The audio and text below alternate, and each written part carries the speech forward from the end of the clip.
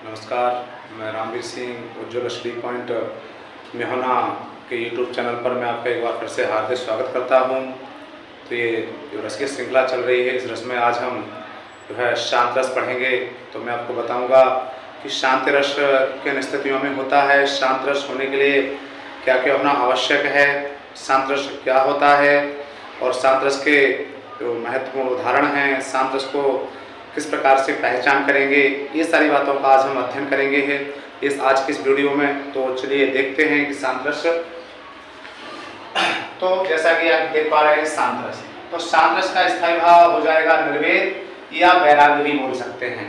ठीक है, तो शांत रस का जो स्थायी भाव होता है वो निर्वेद होता है, हम इसे वैराग्य भी बोल सकते हैं। आपको वैराग्य भी देखने को मिल जाए तो आप समझ लेना शांत रस की चर्चा हो रही है। तो जैसा कि सहृदय के हृदय में निर्वेद नामक स्थायी भाव का विभाव, अनुभाव एवं संचारी भाव से संयोग होता है तो वहां शांत रस होता है। जब ये निर्वेद नामक स्थायी भाव या वैराग्य नामक स्थायी भाव जब विभाव के साथ, अनुभाव के साथ और संचारी भाव के साथ जब जुड़ता है, मिलता है, जब ये जो है चारों एक हो जाते हैं तो वहां पे जो है शांत रस की उत्पत्ति हो जाती है और इसी को हम शांत रस कहते हैं। तो ये तो शांत रस की परिभाषा हो गई। इसके बाद इसको किस प्रकार से पहचान करेंगे कि शांत रस को कैसे पहचानेंगे, क्या क्या चीजें हैं शांत रस को पहचानने के लिए, तो हम उन पे थोड़ा सा फोकस कर लेते हैं। तो चलिए देख लेते हैं। तो शांत रस के लिए सबसे महत्वपूर्ण चीज है कि चलिए मैं यहाँ पे आपको बताता हूँ। तो शांत रस के लिए सबसे महत्वपूर्ण आवश्यक पहली चीज है, तो यहाँ को एक तो आपको उपदेशात्मक बातें दिखाई दे। क्या दिखाई दे? उपदेशात्मक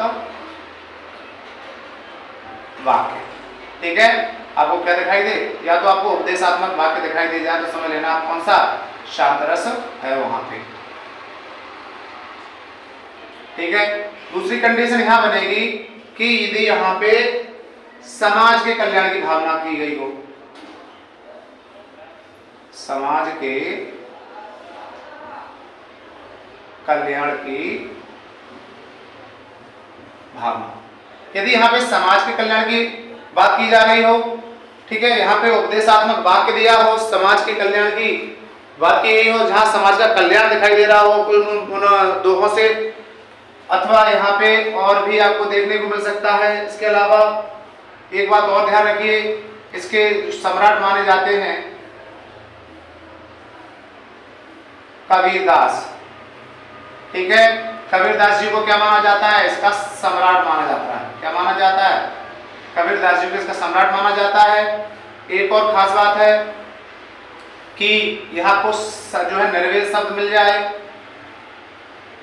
ठीक है, या वैराग्य देखने को मिल जाए, वहां कौन सा रस हो जाएगा? जो है शांत रस हो जाएगा। और इसमें एक और चीज कि इसमें निराकार ईश्वर की बात की गई हो, जहां पे निराकार ईश्वर की बात की जाए वहां पर भी क्या हो जाएगा? शांत रस हो जाएगा। और इसमें एक और खास बात है कि इसमें, हाँ, और एक खास बात कि ये नौवां रस है। ठीक है, नौवां रस किसने माना है? आचार्य मम्मट। ठीक है, आपसे कभी पूछ लिया जाए कि नौवां रस कौन सा है, तो नौवां रस कौन सा हो जाएगा? आपका जो है शांत रस हो जाएगा। और नौवां रस इसे किसने माना है? आचार्य मम्मट ने इसे नौवां रस माना है। ठीक है, और एक और खास बात, इसे रसों का दास भी कहा जाता है। इसे क्या कहा जाता है? इसे रसों का दास भी माना जाता है। यदि आपको किसी उदाहरण के अंदर ये बातें यदि आपको नजर आ रही हैं तो आप पक्का पक्का मान लीजिए वहां पे क्या हो जाएगा? वहां पे जो है शांत रस हो जाएगा। ठीक है, ये शांत रस को पहचानने की कुछ खास बातें हैं। ठीक है, और ये बेसिक बातें आपको याद रखिए, नॉलेजेबल फैक्ट हैं। आपसे कभी पूछ लिया जाए कि बताइए नौवां रस कौन सा है, क्योंकि आचार्य भरत मुनि ने तो 8 रसों की चर्चा की है। जो हमारा जो नाट्य शास्त्र है, नौवां रस आचार्य मम्मट ने शांत रस को माना है और रसों का ऐसे दास भी कहा जाता है। तो इस प्रकार से, और जो है शांत रस का उदाहरण जब भी कोई होगा तो उसमें जन कल्याण की बात की गई होगी, समाज के कल्याण की बात की जा रही होगी।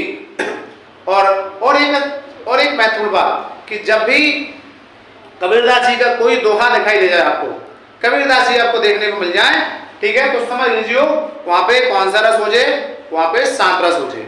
इसमें कोई दुविधा की बात नहीं होगी वहां उसमें कि पक्का वहां पे क्या हो जाएगा, शांत रस माना जाएगा। कबीरदास जी जब भी आपको देखें तो वहां पे आप शांत रस पक्का मार दीजिए, ठीक है, और पूरी पूरी पॉसिबिलिटी होगी, पूरी पूरी संभावना उसकी सही होने की। तो इस प्रकार से ये शांत रस से संबंधित कुछ महत्वपूर्ण जो है बातें थी। इन बातों से आप पहचान सकते हैं किसमें शांत रस होगा। अब इसके बाद हम इसके कुछ उदाहरणों को देख लेते हैं। तो उदाहरण देख लेते हैं इसके।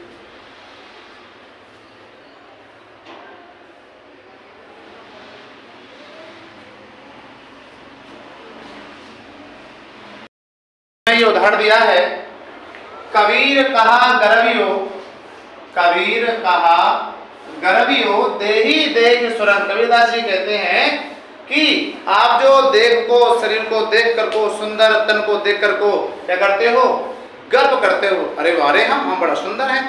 किसी को अपने शरीर का गर्व है, किसी को अपने चेहरे का गर्व है, किसी को अपने बालों का गर्व है। बिछड़ बार मिलवो नहीं, क्योंकि ये शरीर एक बार बिछड़ गया, एक बार छूट गया तो ये पुनः आपको कभी प्राप्त नहीं होगा। जिस प्रकार से ज्यों कांचली भुजंग, जिस प्रकार से सांप जो है कांचली को त्याग देता है और वो त्यागी हुई कांचली को पुनः प्राप्त नहीं कर पाता है, ठीक है, यही मनुष्य का हाल होता है कि जिस प्रकार से मनुष्य शरीर को एक बार छोड़ देता है तो पुनः ये शरीर को पुनः प्राप्त नहीं कर सकता। तो ये जन कल्याण की बात हो गई ना, क्योंकि समाज के कल्याण की बात हो गई, क्योंकि हमें इस शरीर पर कभी गर्व नहीं करना चाहिए, क्योंकि ये शरीर एक दिन मिट्टी में मिल जाएगा। इस प्रकार से ये शांत रस का उदाहरण हो जाएगा। इसमें अगला उदाहरण देख लेते हैं हम। तो अगला उदाहरण हो जाएगा, हाँ, उदाहरण माली आवत देखकर कलियन करी पुकार, कलियन करी पुकार, फूले फूले चुन लिए,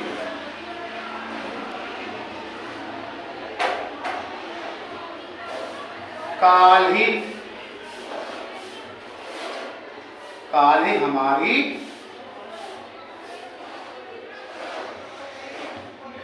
वाह। तो कबीरदास जी, ये कबीरदास जी का नहीं हो लेकिन किसी और संत का है, रविदास का है शायद। तो माली, हाँ कबीरदास का ही होगा। तो माली आवत देख कर कलियन करी पुकार। तो यमराज रूपी जो माली है, यमराज रूपी जो माली है, जब वो आता है तो हम जैसी जो कलियां हैं, जो छोटे छोटे अभी हाल ही में जो बच्चे हैं, युवा हैं, वो देख करके पुकार करने लगते हैं। युवा रूपी फूल जो है पुकार करने लगते हैं, फूले फूले चुन लिए। और जो यमराज रूपी जो माली होता है वो फूले फूले यानी कि वृद्ध लोगों को क्या करता है, उठा ले जाता है। तो काले हमारी बात, वो कलियां कहती हैं कि आज आप इनको ले जा रहे हो, कल हमारी बारी होगी।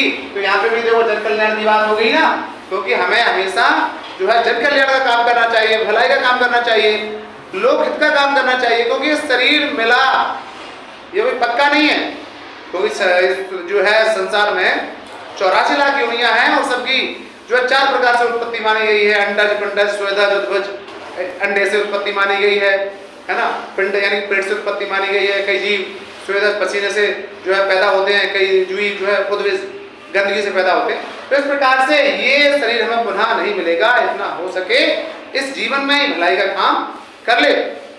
इस प्रकार से ये उदाहरण किसका हो जाएगा, जो है शांत रस का उदाहरण हो जाएगा। उदाहरण दिया है कबीरदास जी का ही है कि करता था सो क्यों रहा, अब करी क्यों पछताए। कबीरदास जी ने कहा है पहले तो तू करता था और करता रहा, और करने के बाद अब तू पछता रहा है, भगवान ये मैंने क्या कर दिया, है ना। बोया पेड़ बबूल का अम्बू कहाँ से आए। कबीरदास जी कहते हैं यदि तू अच्छे कर्म नहीं करेगा तो अच्छे फल की कामना कैसे करेगा।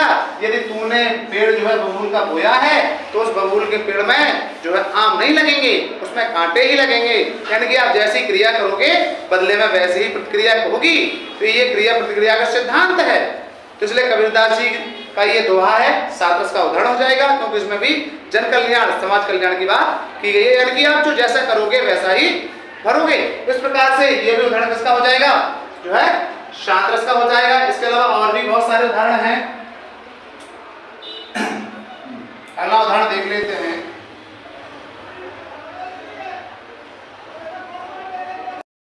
उदाहरण दिया है, कबीरा यह जब कुछ नहीं, खिन खारा खिन मीठ, काली जो देखा मंडप में, आज मसान दीठ। तो कबीरदास जी ने कहा ये संसार के बारे में बताया है कि संसार क्षण भंगुर है। कैसा है, पल भर का है ना, पल भर का ये संसार है, पल भर की ये दुनिया है। तो कबीरा यह जब कुछ नहीं, खिन खारा खिन मीठ, ये संसार कैसा है, क्षणिक है, पल भर का है, पल भर में समाप्त हो जाएगा, क्योंकि मनुष्य के जीवन का कोई ठिकाना नहीं है। अभी है कल था हो जाएगा, अभी है था हो जाएगा। तो कबीरदास जी ने कहा संसार कुछ नहीं है, ये क्या है, कुछ पल भर का है। काल जो देखा मंडप में, कल मैंने जिस व्यक्ति को मंडप के नीचे देखा था, कल मैंने जिसे मंडप के नीचे देखा था, आज वो कहाँ दिखाई दे रहा है, आज मुझे शमशान घाट में दिखाई दे रहा है। तो जो है ये संसार कैसा है, क्षण भंगुर है। इस प्रकार से ये हमारा जो है सात रस का उदाहरण हो जाएगा। अगला उदाहरण भी देख लेते हैं।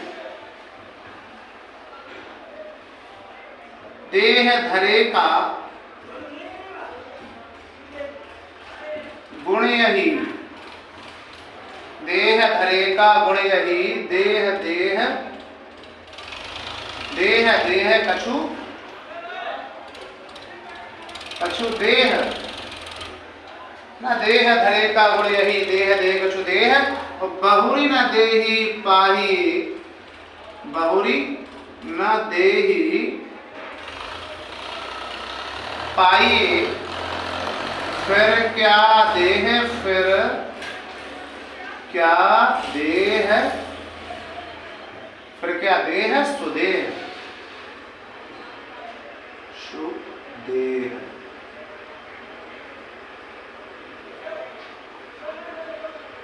ठीक है, तो ये भी किसका हो जाएगा, शांत रस का उदाहरण हो जाएगा।